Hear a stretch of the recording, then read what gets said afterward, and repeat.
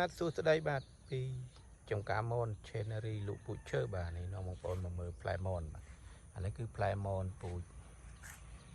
ស្ដាច់ក្រហមបងប្អូនផ្លែច្រើនណាស់ស្ញេះបងប្អូនណាមើលនេះបាទស្ថិតនៅភូមិសំរិទ្ធ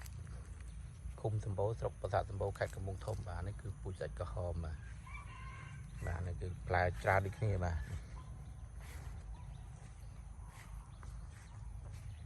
ផ្លែបងប្អូនស្ញេះបងប្អូនបាទនេះគឺ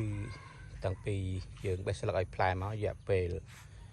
21ថ្ងៃហើយព្រោះថ្ងៃ22បាទអានេះគឺមនពូជផ្លែជូរអែមបាទផ្លែច្រើនបាទរសជាតិវាជូរអែមឆ្ងាញ់បាទទុំរសជាតិឆ្ងាញ់បាទ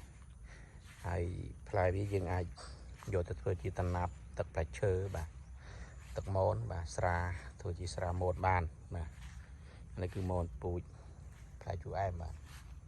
ផ្លែច្រើនបាទនេះផ្លែច្រើនមែនតើបាទ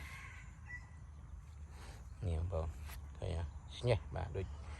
តកៅពព្រាកបាទអញ្ចឹងរយៈពេលប្រហែលជា12ថ្ងៃទៀតនឹងទុំហើយបងប្អូន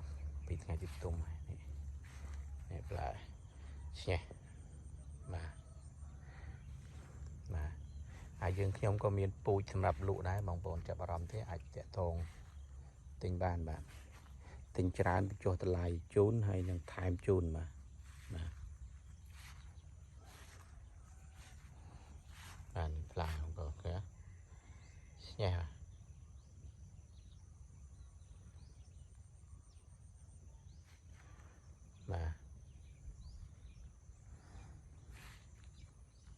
បាទផ្លែមនមានសារៈប្រយោជន៍ណាស់ចំពោះសុខភាពបាទ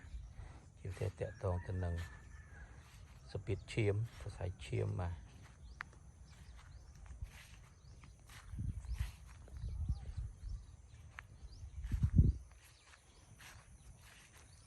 ផ្លែច្រើនបាទផ្លែច្រើន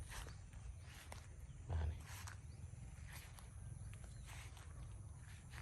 នេះថ្ងៃទី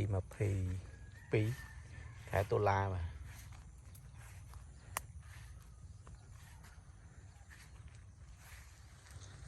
ផ្លែច្រើនបាទ